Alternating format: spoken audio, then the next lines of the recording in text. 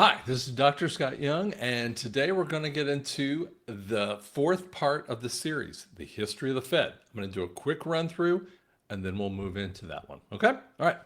So go to drscottyoung.com if you want to find a little bit more about books and other things that we're doing.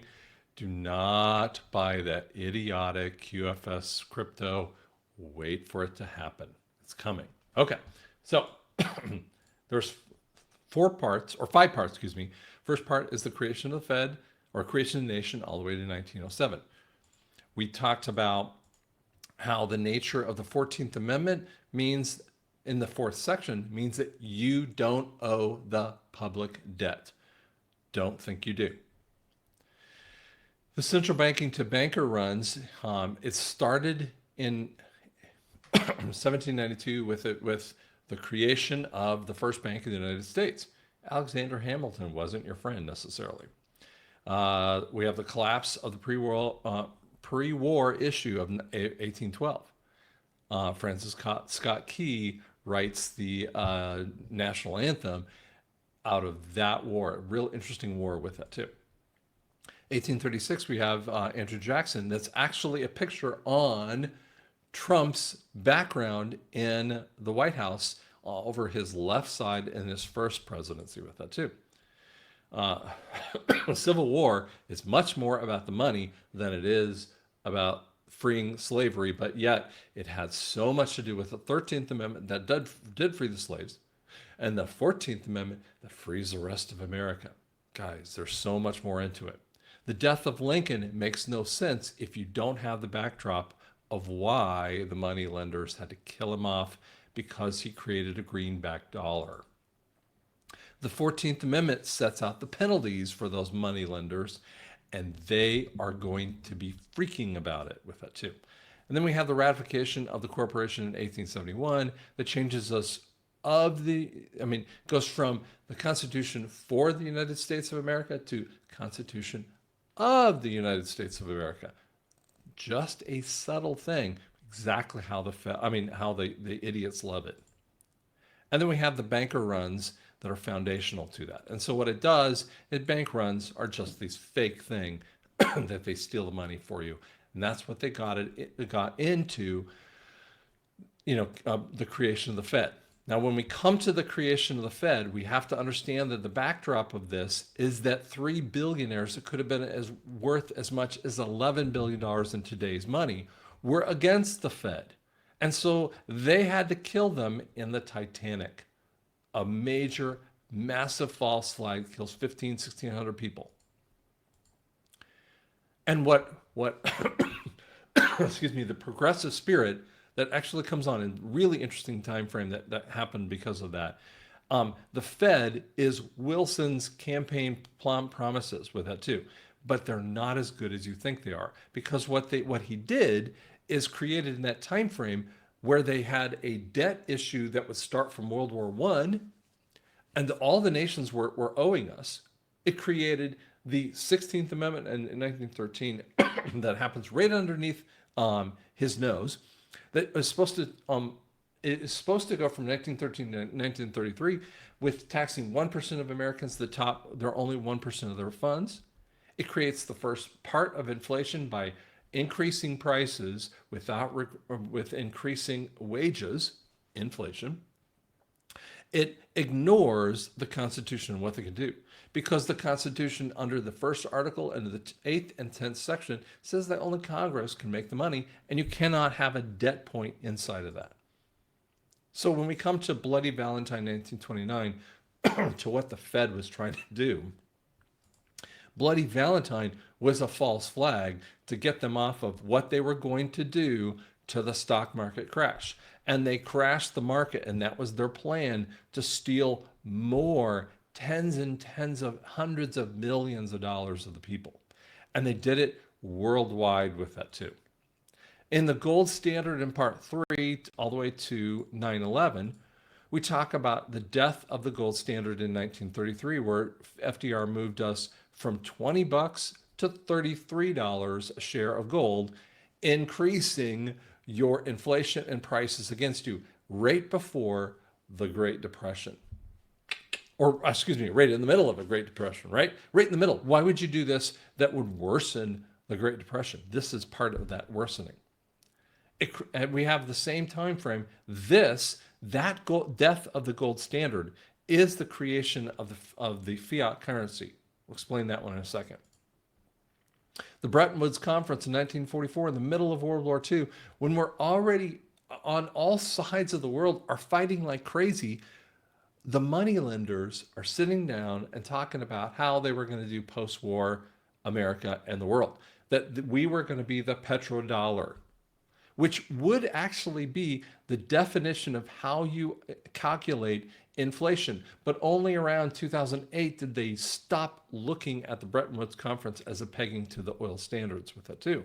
That messes with inflational calculations, even in Trump's timeframe. 1971 is that pull off the official final death of the dollar. Starts in 1933, ends in 1971. The gold ounce goes from $35 to 70 to 60, 80, $90 a share in a very short time frame, while the rest of the world is losing liquidity by having increased inflation, increased interest rates all the way through the 70s. It drags us into the conversation of how the Fed steals your money through inflation. And so what they do is they take all these cuts, they take it for themselves, they pay all of their people, and then send that money back to you, and then you have to do it all over again. Through the 70s, all the way through 9/11, we have a massive increase of the prices of gold, less and less buying power, and the billionaires rise up dramatically in that time frame.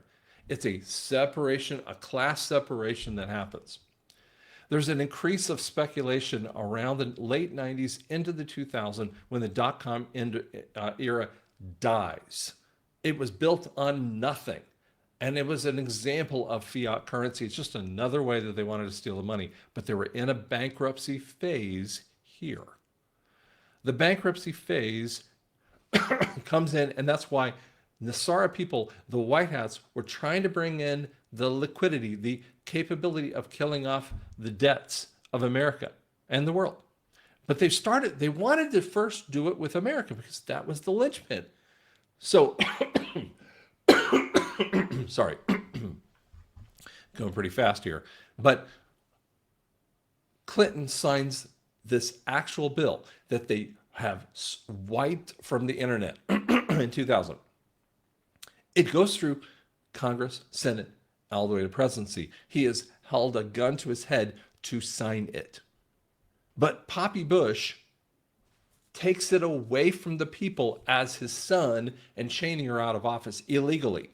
DOD fails their own audit and they steal $3.2 trillion of that money.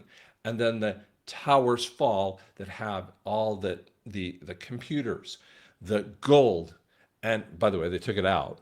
And then they had Building 7 that had the JFK files and the CIA complicity in that too.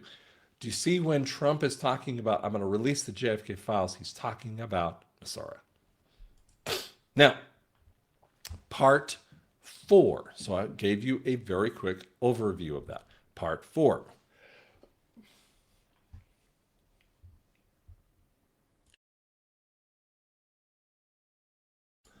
Sorry about that. All right, part 4. The Great Recession all the way to 2020 and 2021. All right. So the Great Recession isn't what you think it is. Most people have a lot of troubles with this one. In 2003, now I'm in Colorado. I moved to Colorado in 97. I'd grown up in Colorado, but 97, my wife and I moved back, and I was repping for a hearing aid manufacturer. Taught me a lot of things. Then we have our first child, or only child, a miracle child in 98, and I worked for a private practice in the Denver area. Now, we started to do that dream where you buy a house and then buy a bigger one and then buy a bigger one and buy a bigger one, right? I mean, there was like a 4 or 5 year period of time We bought like one, two, three houses with that too. Really bad idea. On the last house in Denver, we should never have bought it, but we were sitting with the banker, and the banker talks about something called a 3-year arm. Now, I'm like, what is an arm? Basically, what happens is that what they do is they have, you're just paying interest for 3, 5 years, whatever pace that they talk about. And I'm like, well, why would I just pay the interest? I mean, make up a number. Let's just say, it's $2,000 for the mortgage payment. Instead of paying $2,000, you're paying $900, $1,100, whatever the number would have been for the interest rate at the moment. And my wife and I looked at each other. This is 2003. I said, well, wait a second. What happens in 2006 or the 2008? I literally said this. He goes, don't worry about it. Your house is worth, he says, make up a number. Your house is worth $250,000. You'll sell it for $300,000. Well, wait a second. But I haven't paid any principal. Yeah, but it's going to go up in value and you'll just buy a new house and you get a new arm and be able to afford more. Now, it seemed like a good idea. When I left Denver in June of 2004 and we sold that house, we moved to Tulsa and we bought a house, and we didn't sell that one until like 2017. It was all through all the crisis points. And what was happening is that that arm that they created, and by the way, they've done it again in 2019, even though the banking rules were told not to do that. This is the sickness of their system and how they actually love to hurt people. What happened is those arms came due. The person was used to $1,100 a month, whatever the number you want to say. And instantly, not only do they maybe have escrow amounts that are too low, it's happening to people today, but they now have to pay an interest payment or a payment of $2,000 a month more. I mean, so you go from $1,100 to $2,000. The 2008 crisis is upon you. Let's say you did the 5-year note in 2003. The thing is upon you. Guess what happens? You go, I don't have any money. And not only that, you want to sell your house, and now the house is valued. You had it valued here. It's going down and down and down, farther and farther, and you have no ability to do it. This was the liquidity crisis. They created insurance vehicles, mortgage-backed insurance vehicles that would cover the idiots from what they were doing against you.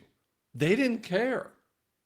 They would sell those debts off many ways. This is the sickness, and we don't spend any time upon the 2008 crisis with that too, because there's something more nefarious that goes on in here.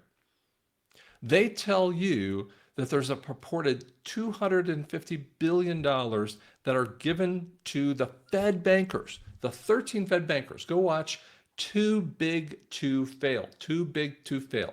Great movie about some of the basis of this, but it doesn't even give you that understanding. Paulson and the Fed chairman at the time, I'm blanking his name out, but are deep embedded. Paulson, for instance, is the Treasury dude, and he actually was part of a Lehman Brothers who was crashing and burning at the time frame. These people, they get into government positions, go to private industry, or go to private industry back to government positions, back and forth, depending upon the situation. This is the sickness actually President Trump is talking about right now. He's never going to allow. But here's what you don't know about that particular $250 billion they said that they paid back. And it was supposed to be a loan to the public so they could pay, add more liquidity to the world. They did none of it. They supposedly paid it back, but here's what it actually did. I'm going to pull this off the screen for a second. The $250 billion was to give to the people so that they would loan for businesses so that it would increase the capability for the economic condition. They knew it wasn't going to happen. And yet, what they did is that they said they paid it back, but it goes on the Fed's balance book. This is part that will accelerate to today in a little bit. I'm going to explain that. It is the Fed is the lender of last resort. This is when the Fed comes up to its original position of saying, we're the final dog in this fight, right? You have dogs in the fight, and you have the top dog in that fight. I'm not talking about, the sick part of dog fighting. I'm just giving you an analogy here, right? The last dog in that fight is the Fed, and they have $250 billion they created. You understand? They're in charge of all those banks. Okay. But they instead give record bonuses. And here's the thing. The SEC knew it. They were part of all these things. The SEC statement about banking issue, which makes it so ridiculous about the new FinCEN statements that small businesses have to report to the Treasury so that we're not part of the money laundering and the human trafficking issues. But who does that? You know that it's the political people who are exempted from it, the venture capitalists and the bankers and all the other idiots that do this kind of stuff.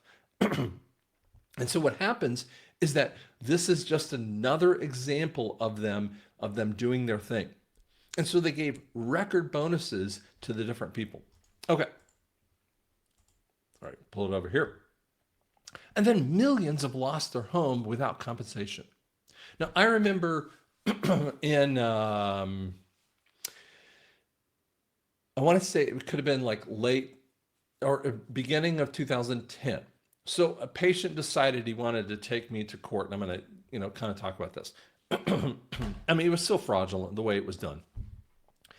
He says some doctor said that I did it wrong, and this is like 17 months later that they're trying to, tell you that, that I had to refund money when I had a 30-day trial. I mean, people had 30-day trial period to refund their money on hearing aids.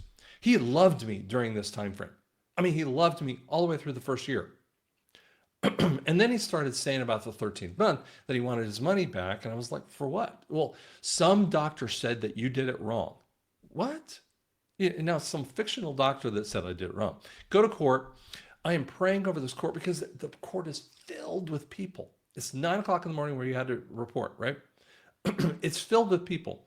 And I'm like going, there's no way I'm getting out of here. I don't know when I'm going to be out of court. I'm going to have to cancel patients left and right. I'm kind of freaking, but I've been praying like crazy. What happens in the first session of this? And by 10:30, the courtroom is wiped out of everyone but 3 of us. And I'm going, do you know what was happening in the 3 of us with that too? Or before that? It was the banks coming forward with liquidity issues related to people in their housing crisis. What they would do is the banks would come in and in the court cases and say, Joe was foreclosing on his house because he didn't show up. He doesn't get any representation. He loses the house. Well, he already just saying, I give up. So the bank has to come in and say, well, we own the house. And the courts give the house to the banks, never giving back a dollar to any of the people for, doesn't matter however many years that they paid on to the house. They lose everything. This is the sickness of the system. This is part of the NESARA part that people pay no attention to. So they lose money. By the way, I won that court case because the judge realized how stupid it was. Okay. But that's an interesting backdrop that you have to understand of court battles. And that's what NESARA is part of this, is saying that they have been stealing from the people through the court systems with it too. Now, but here's the question. Was it really $250 billion that was given? And where did that money come from? Now, we say it's from the American people, but I want you to hear What I found out back in 2011 through 2014 when I was learning about some of the pre-NESARA stuff, it was purportedly as much as $83 trillion came in to America in 2008. And the White Hats brought that in to release us from the debt problem. The rest of the world had $47 trillion. You're going to go, no way, that didn't happen. Obama went in 2011 to the world courts, in the Hague courts, these are world courts, to block them. At the same basic time frame when the White Hats were stuck, Satora is the Bitcoin dude, and we don't even know who this guy is, right? This guy shows up, throws up a paper about a blockchain type of currency. And it comes out in the 2008-2009 time frame. In that same time frame, the quantum financial system began as well. They're mirror issues of one another. Now, Bitcoin was utilized for the world, and the CIA used as much as 50% of it for their human trafficking stuff. So Bitcoin in and of itself isn't the worst thing in the world, but it was the progenitor. And at the same time, there was quietly, secretly building the quantum financial system. Was Bitcoin their way of the black hat way of doing it? I don't know. But at the same time frame when the White Hats were sealed off from this capability of the money that they brought in, they created a new path, because what the White Hats did is brought it through the banking systems of the Fed, the SWIFT systems. The quantum financial system deletes the Fed and says, we're going to bring the money in underneath the Fed, and they are no more. Just today, I ran a video. You're going to see this video earlier than this. You can go back and go look at this video about Trump's cabinets.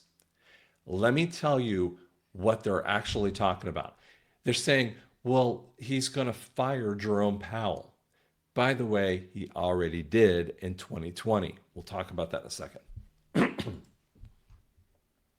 The liquidity is off the charts that is being lost.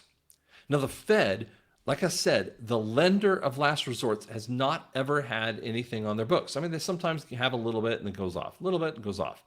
And then 2008, we have this massive amount of money that shows up. They're not even telling you how much. It was really $250 billion that they were saying. But no, it's higher than that. But they ripped it off. How did they rip it off? They said that all the banks were able to pay it back by about 2011-ish. Bull. No way it happened that way. It's because they were taking that $83 trillion and ripping it off, and then they were in the black. When, by the way, you and I were struggling to make it. And then 2020 happens, and there's a huge amount of money that is showing up on the Fed books. What's happening? The Fed was beginning to be deleted. Now, when we thought NESARA would happen in 2020, 2022, even 2023, guess what? It didn't spike until 23. It spikes up 300% worse than the 2008 financial crisis.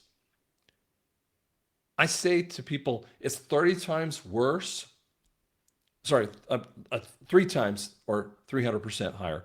But I say that the financial crisis that's on the verge right now is 30 times worse than the Great Depression.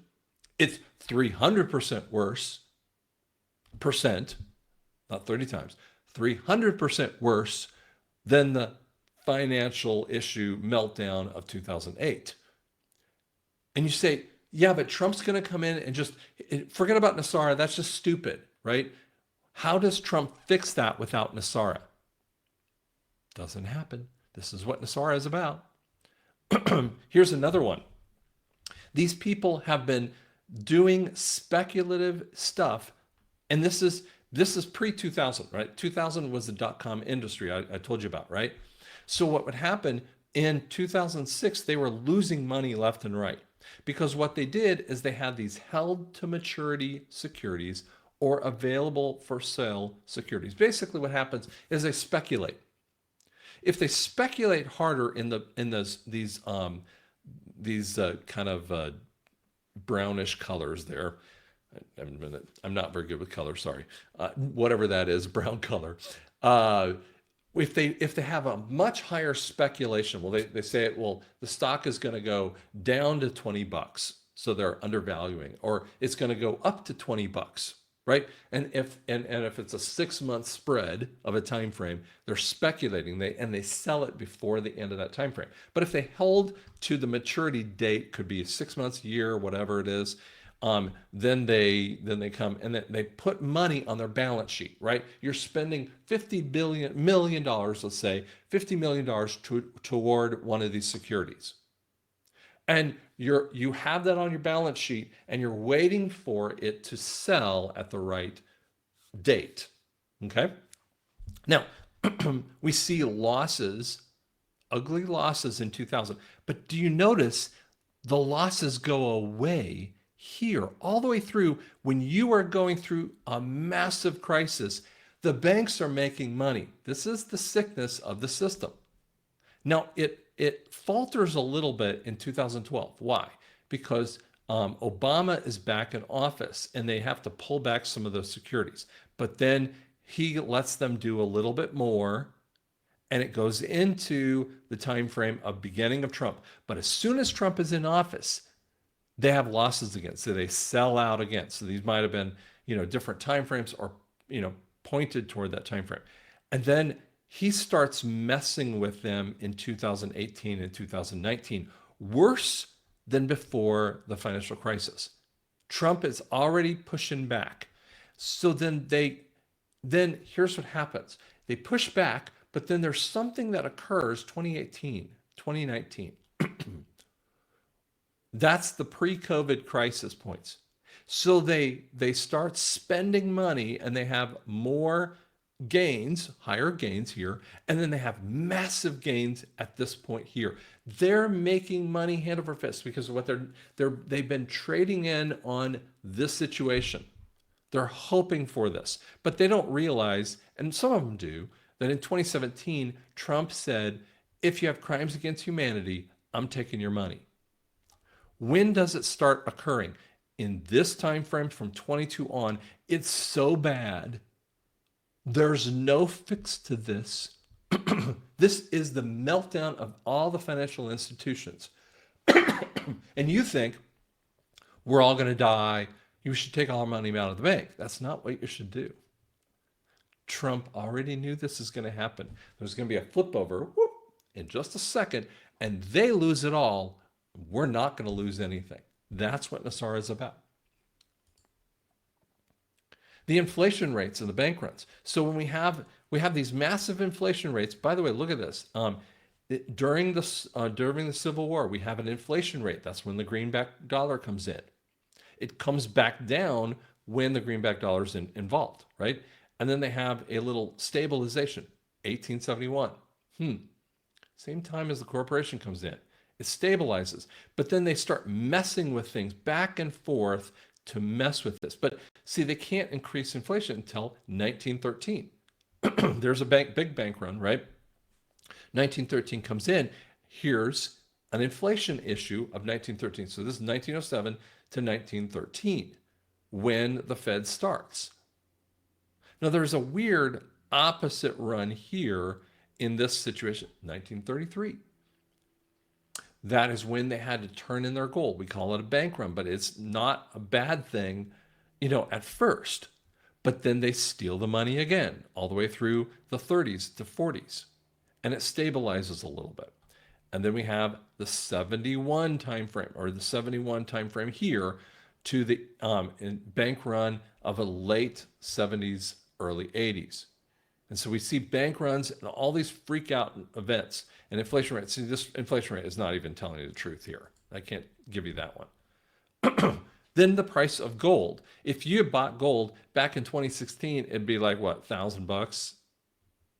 And And in 2024, they're telling you this is not right. Today, it's at $2,700. What's happening here? We're about ready to go into a gold-backed currency that is going to be way higher than this. Way higher. The debt is rising in levels that we cannot possibly get to. You can't pay back the debt. The debt is today at $300 trillion of world debt. Remember that $83 trillion I told you about? And $47 trillion, they had to actually take more and more money than even that time frame to accomplish this. The debt is running so far out. This is like you make $30,000, but you don't just have, you have like $400,000 of debt, not including your house even.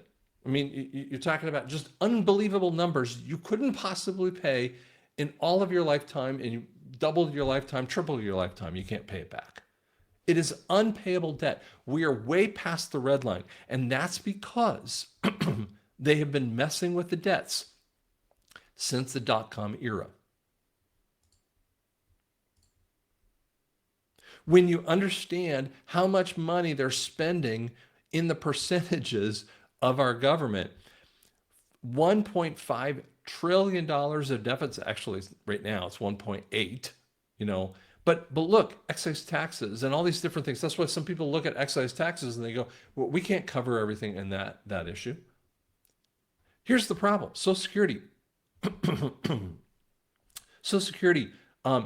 health, Medicare, pay a huge amount of money, but look at that interest payment of $763 trillion, billion dollars, just for interest off of the 1.67 trillion in deficit amounts. Add to it an additional $907 billion to the real budget, and therefore the real deficit is 2.4 trillion. It is so, and that's 41% of the budget. 41%. They tell you it's 14%. It's probably 41% of the budget. It is so out of whack. NESARA is the only way to fix it, and that's why debt forgiveness has to occur. We are so far past that red line. Now, election fraud, we're going to talk about election fraud a little bit more in part 5. I'll accelerate it even through the 2024 election and what was occurring in there. But I hope that gives you a good understanding. Guys, everyone needs to watch this because they need to know what happens to their money. Hope it helped you out. Thanks so much.